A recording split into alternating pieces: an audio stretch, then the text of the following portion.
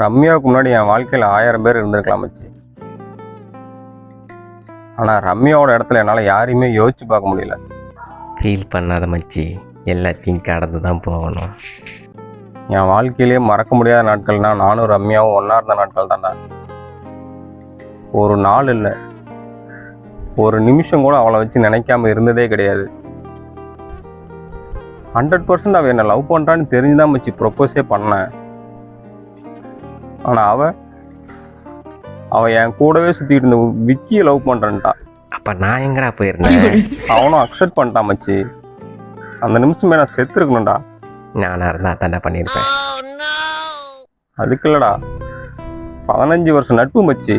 அப்போ ரம்யா அவள் தான் என்ன லவ் பண்ணலையே. ஆனால் இவன் எனக்கு எவ்வளவோ நல்லது பண்ணியிருக்கான் தெரியுமா. நான் லாஸ்ட்டாக தான் மச்சி தெரிஞ்சுது, இவன் பண்ணதுலேயே கடைசியாக பண்ணது யாருமே பண்ண மாட்டாங்க இந்த உலகத்தில். What to you mean? ஆமாம் மச்சான், ரம்யா கிட்டேருந்து அவன் தான்டா என்னை காப்பாற்றிருக்கான். அது ரம்யா இல்லை மச்சி, வல்லவன் படத்தில் வரக்கூடிய கீதா.